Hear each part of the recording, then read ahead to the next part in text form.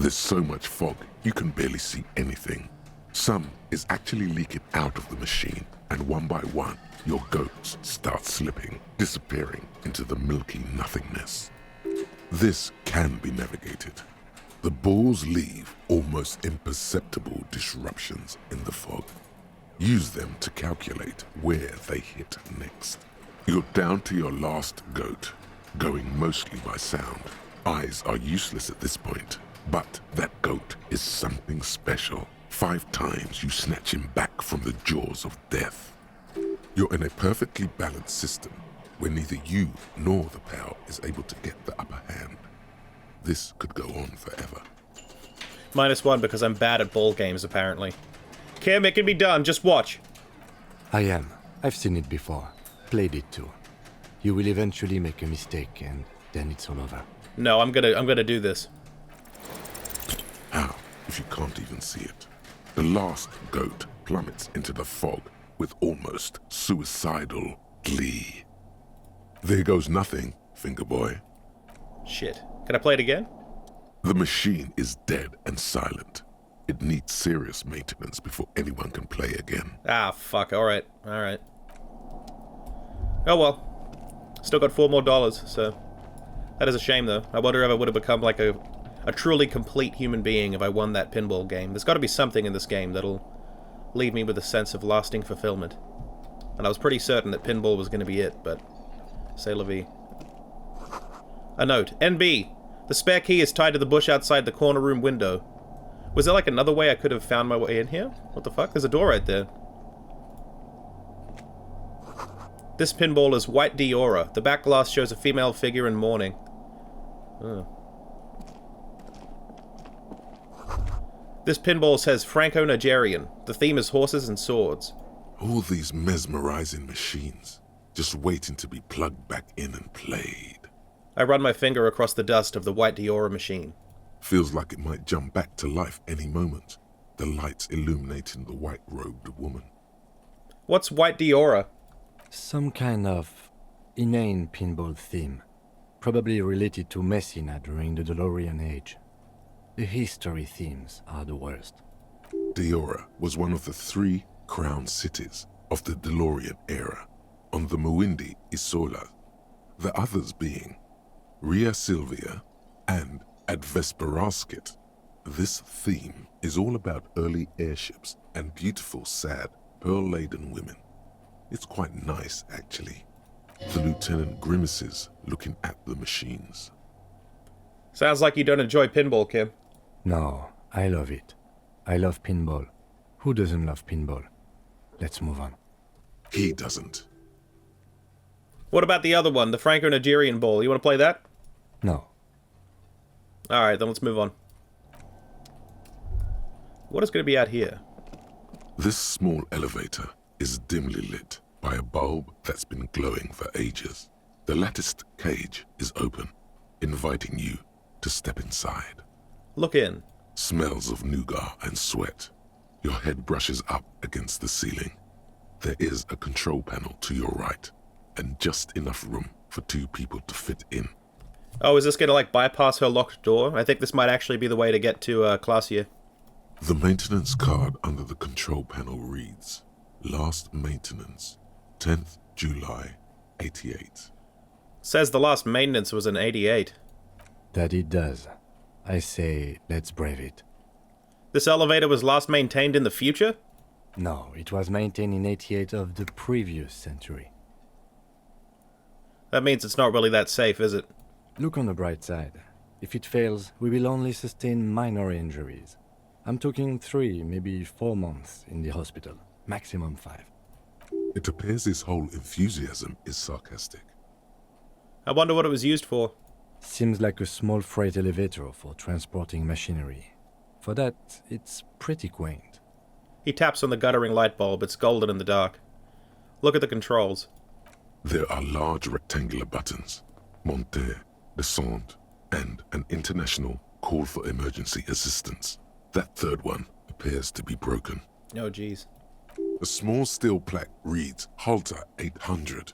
Halter is a Koningsteiner lift company who went out of business a long, long time ago. Fuck it. Close the doors and go up. Oh shit, where are we?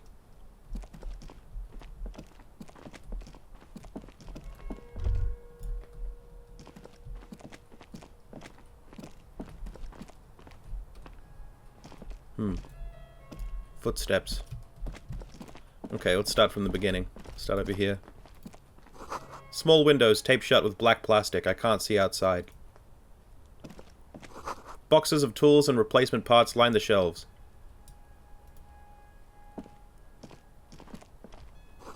Schematics for a pinball machine. Futurism themed. Pinball maker's coat. +1 empathy and +1 hand-eye coordination.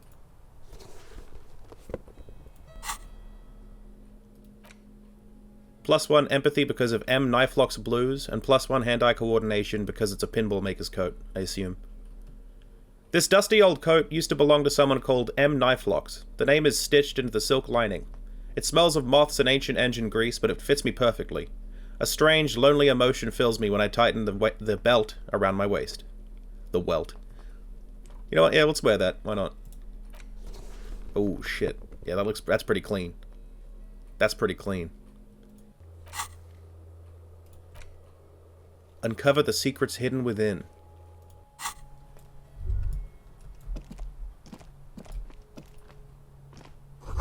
The pinball machine has been taken apart and gutted.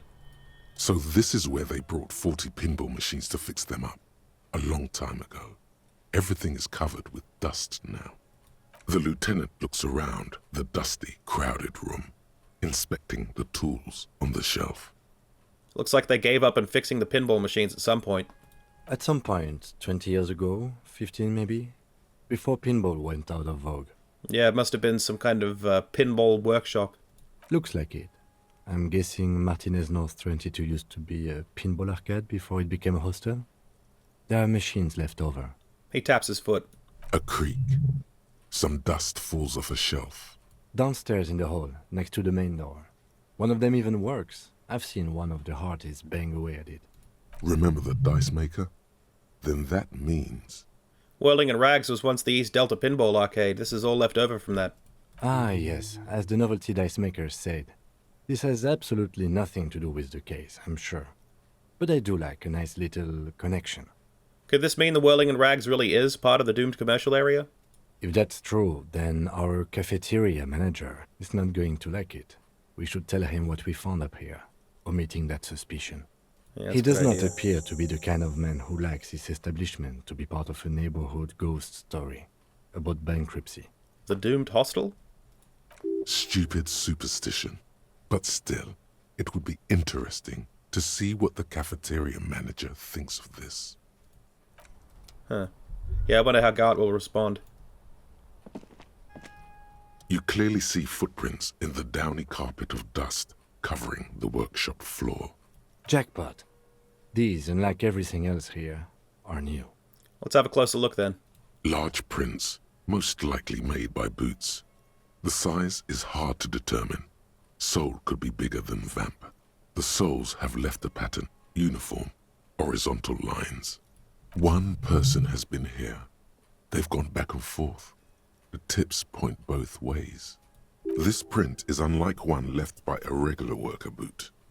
It is not a brand sole with logos on it. It seems custom-made or old-fashioned. Shoe size is 41 to 42, maybe 43. It could be a large-footed woman or a small to average-footed man. This is, unfortunately, the worst, most vague shoe size there is. This doesn't look like the workers' boots from the hanging, does it? No. These little horizontal lines are different. They look custom-made to me. Or some kind of foreign print. Hard to say. Still a boot, though. The prints look like one person went back and forth. Between that and that. It's not the odd-soled print we found either. The size looks about the same, actually. They're not the same shoe, but they could be the same person. Maybe it was classier. Maybe she has, like, odd-sized feet. Alright, I get up. Everything around you is quiet. The prints crisscross the workshop floor. Someone's been here within the last week or two? 3 weeks maximum, from the dust coverage. It could easily have been 1 week too. You know, officer, He looks at me. the Blue Door was a mega investigation after all. It has now converged with our main investigation, which I would say is quite large. Oh! What do you mean by that, though? It means someone snuck through what seems like a secret route, behind our rape victim's room, in the recent weeks. This may prove to be significant. Let's move on. Alright, well, we now have a legitimately earned skill point. You know, maybe for fairness' sake, maybe I'll just forfeit this one, since I had to cheat to add one to authority, so we'll just leave that there for now. The question yet to be totally answered. Is whirling in rags a part of the doomed commercial area? Talk to God about this, see what he thinks. There's a tiny hole in the wall. I see a bedroom on the other side.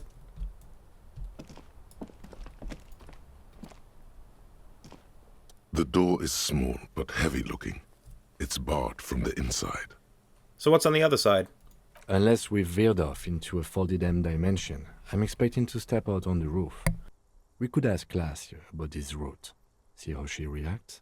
Folded M dimension. A reference to the popular science fiction series, In System. Look who's in a good mood suddenly, and reads science fiction.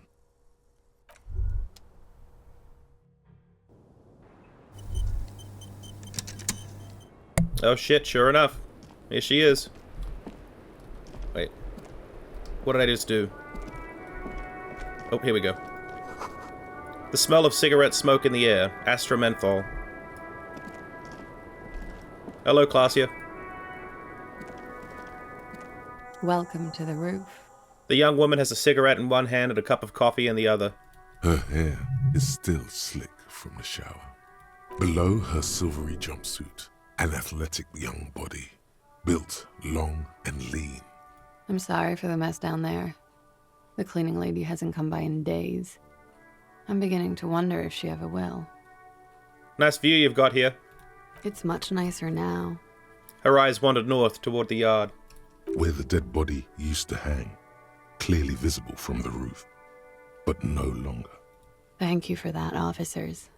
Truly. You mentioned a cleaning lady. I think I needed one. Oh, yes. Legends of room number 1 have made their way around the building. They say a portal to hell has opened in there. Disco Infernum. They also say that's why the cleaning lady quit. Because of the Infernum. I'm Kim Kitsuragi. I'm a detective from Precinct 57. I believe you have already met my colleague from Precinct 41. Have I ever? This is the biggest fan of ostentatious orchestrations I have seen in my life. And I have seen a few. Oh yeah. Life gets hard, but we go on. The chorus of the 35 single, megaphoning the entire human race, instills you with the fuck it all swagger that prompts one to plow into grannies on your morning stroll. How long do you think until the hard wears us down? Oh, I've got a couple of good years left on my warranty. She looks down at her body shimmering in the silver jumpsuit. Miss, we are investigating the murder of the man down there. The people who put him there have asked us to talk to you. Huh. I see.